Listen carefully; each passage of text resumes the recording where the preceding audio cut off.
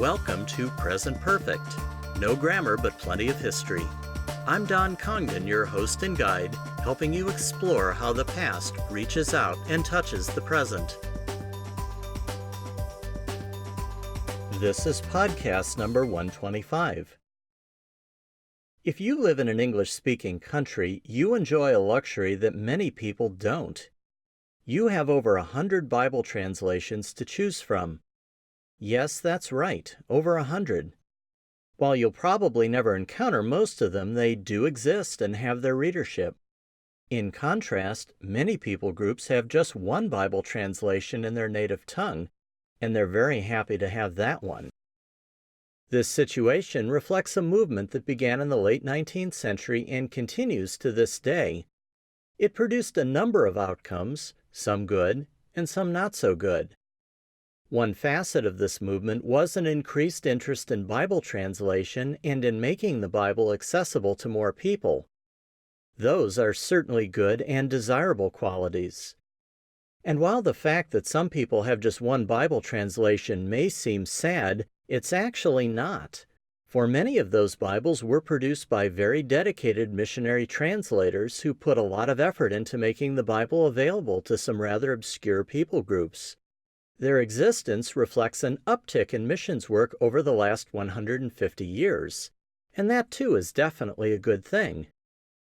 On the other hand, the fact that the English-speaking world has so many translations suggests that we've been squandering our resources and talent, equipping ourselves with version after version when much of the world is still starved for a decent translation or even any translation. Something to think about. And that leads us into today's topic, the modern Bible translation movement. Last time we discussed the emergence of fresh Old and New Testament critical texts. About the same time that these appeared, Bible translators and scholars were concluding that the English-speaking world needed a new translation. The KJV had been dominant since the mid-1600s. Although it had been refreshed a number of times, the most recent version dated back to 1769. English had changed a lot by the late 19th century. The KJV's language was becoming more and more out of step with the forms of English in active use. Logically, it was time for new translations. Since new critical texts were also available, it seemed logical to use them as well. And that's exactly what happened. Over the next century, a whole series of new translations appeared. Some have passed into the mists of time, while others are alive and well today. New translations continue to appear. It therefore makes sense for us to examine the whole topic of modern Bible translation. Unfortunately, this subject is a bit of a minefield, and I approach it with all the caution that a minefield deserves. As you may well be aware, people can get very emotional about Bible translations, and opinions often polarize around extreme positions. Some believe that modern Bible translations are wrong and that we should stick with time-tested versions. Others embrace modern Bible translations enthusiastically and feel that almost anything which improves comprehension is an acceptable tool for study, teaching, and witness. I'm fully aware that I'll probably cause offense no matter what I say. That said, here's the strategy that I'm planning to follow.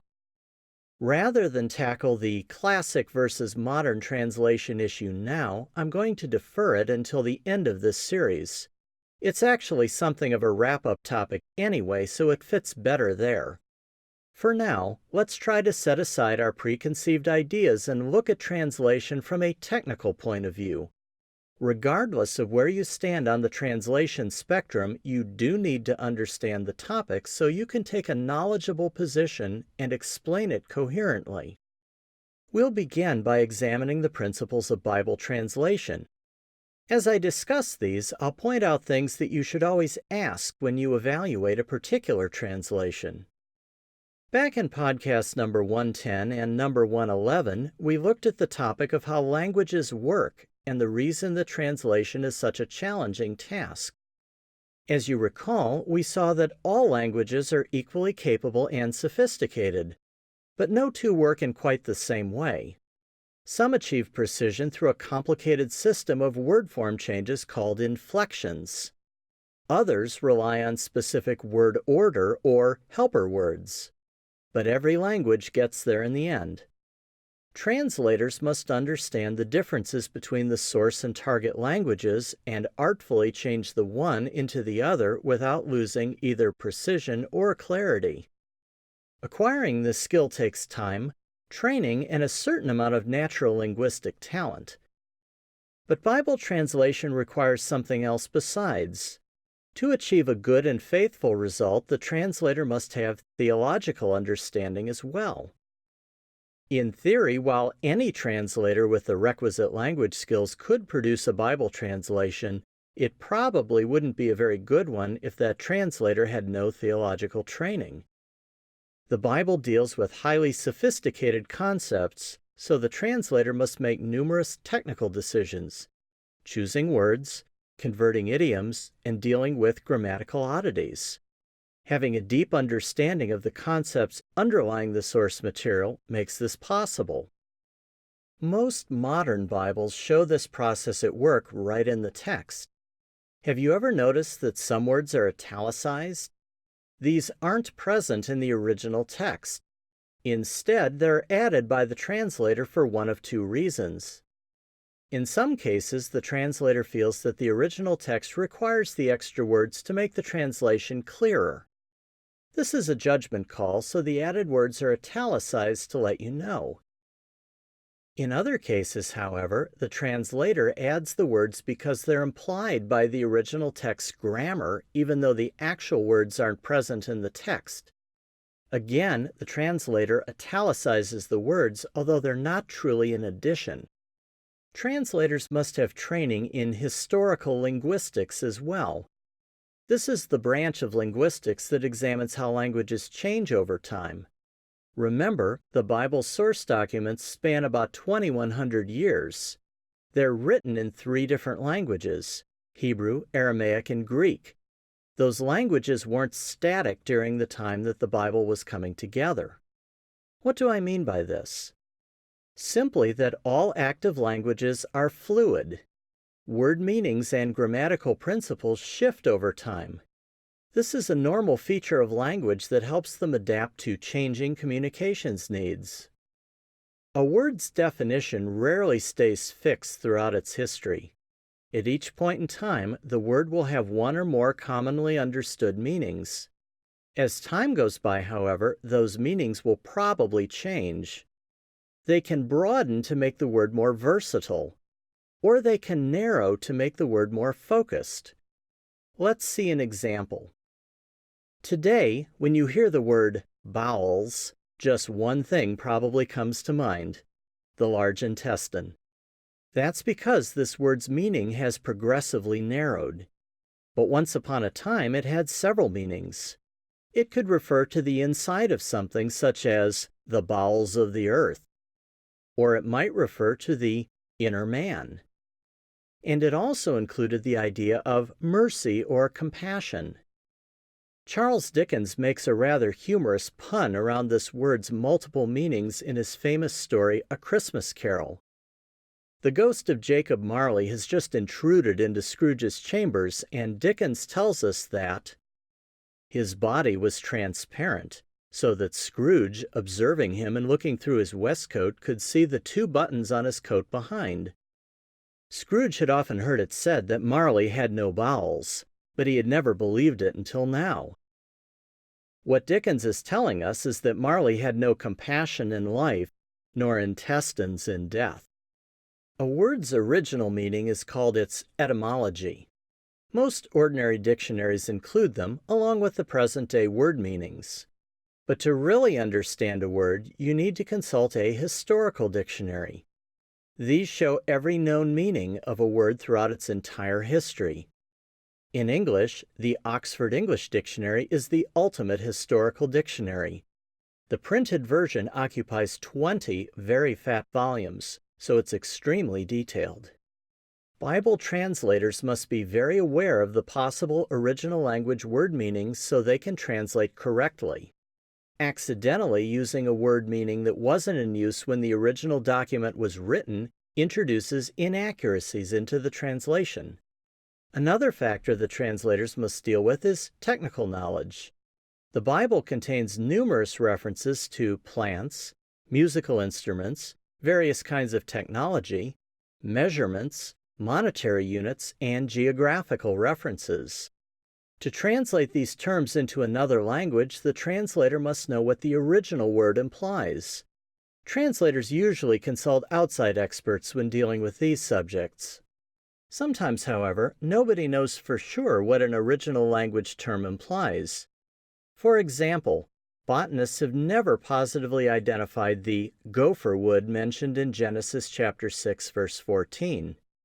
And the musical instruments of Daniel chapter 3, verse 5 are almost entirely unknown to us.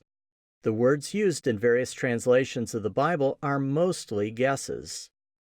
Usually, it's not a problem if we don't get these words perfect, but there are practical implications in some cases. For example, many Bible prophecies mention countries and people groups that will become very important in the future. Being able to connect these terms to their correct modern equivalents is essential if we're to understand these prophecies. As you can see, translators have to make a lot of judgment calls when they deal with something as complex as the Bible. It's inevitable that some degree of translator bias will work its way into the result. No one can be free from bias, so we just have to accept it. To better control translator bias, many Bible translations are produced by committees rather than individuals. We've already seen this principle at work when we examined the history of the KJV. In fact, it was the first English Bible produced by a large committee rather than just a few people.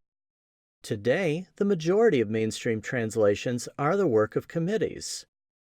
Even committees, however, have biases and agendas.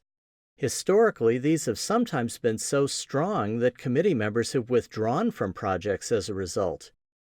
It's therefore critical that you try to determine the committee's position when you assess its translation. And if the translation is the work of an individual, you must determine that individual's theological position and likely biases. I'll explain how to do this later in the podcast. It's also essential that you understand the translation philosophy. All Bible translations fall somewhere on a spectrum between two approaches. On one side is formal equivalence. This method tries to preserve the original source text as much as possible. While it's not exactly word-for-word translation, it can come pretty close. A Bible produced by this method conveys a strong sense of the original grammar and vocabulary, but it can be rather hard to read since English is quite different from Hebrew, Aramaic, and Greek. We've already encountered two early translations that use this method, Wycliffe's Bible and the Bishop's Bible. As you may recall, neither was particularly readable. For serious theological study, however, a formal equivalence translation is the best choice since it's closest to the original text. If done correctly and skillfully, formal equivalence can work extremely well. Tyndale's Bible and the KJV both reflect the formal equivalence method, and both turned out very readable. It's up to the translators to find the best way to render the original language in the target language. At the other end of the spectrum is a technique called dynamic equivalence. Translators using this approach try to render the concepts from the original text into a style that's natural in the target language. Some people call dynamic equivalence thought for word. Needless to say, this method carries a lot of risks since there's more opportunity to drift away from the original. Since the translators are touching the text a lot more, they can introduce their own ideas, either accidentally or intentionally. But dynamic equivalence translations are almost always more readable and make the Bible feel much more approachable. People tend to like them better for personal study, particularly if they're new to the Bible and its teaching. Done properly, a dynamic equivalence translation can be reasonably faithful to the original text, although more of them fail than succeed in this area. An extreme form of dynamic equivalence is paraphrase translation. Translators producing one of these read the original text, digest its meaning, and then render it in their own words. It's essentially a summary of the original text rather than a true attempt to convert the original into the target language. Paraphrases are usually quite readable and accessible, but they're heavily at the mercy of the translator's knowledge, biases, and skill. Children's Bibles are often paraphrase translations to make a child's first exposure to the Bible relatively easy. On the whole, however, paraphrases are so far from the source text that they're of questionable value. Incidentally, no translation purely follows either the formal or dynamic equivalence method. All translations incorporate elements of both, but each translation will definitely favor one or the other. When assessing a translation, you need to find out where it lies along this scale. In some cases, a translation is not made from the original languages at all, but rather from another translation. This method is called translation from a translation. We've encountered a few of these in earlier podcasts, such as Wycliffe's Bible and parts of the Coverdale Bible. As you may guess, this method is a poorer choice because it places two layers of translation between the reader and the original text. It's also worthwhile to know which critical texts or other source manuscripts the translators used in the project. Many translators consult other translations too, even if they're working with the original languages. Knowing what lies behind their work is a wise idea.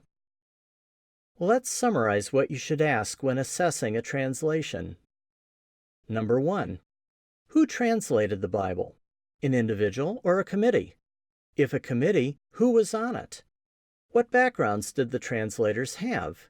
Which schools did they attend? Do they have clearly identifiable theological positions? Number 2. Who published the Bible? Does the publisher have a clear theological position or tend to favor certain theological systems? It's fairly likely that any Bible the publisher produces will reflect its ideology. But also remember that a publisher's present-day position may be different from its position when it produced the translation. Number 3. Which source documents underlie the translation? Are they specific critical texts, specific manuscripts, or other translations? Number 4. What is the translation philosophy behind the Bible? Does it lean toward formal equivalence, dynamic equivalence, or paraphrase? Number 5. What is the history of the translation itself? What motivated its production? How long did it take? Did anything unusual happen as it was being produced? Number 6. Are there any overt purposes or agendas behind the translation? For example, was it produced to assist a particular cause? So how do you find all of this information? If you're dealing with a fairly recent translation, one produced within the last 50 years or so, this information often appears right in the Bible itself. Check to see if there's an introduction, foreword, or appendix. Translation team members are usually listed near the beginning of the Bible, often with basic background information. Current publishers often have web pages providing information about the translations that they publish or have published in the past. Take a look at these. Older translations, or those no longer in print, may be more challenging. If the Bible itself doesn't contain any information, look for reference books that discuss Bible translation history.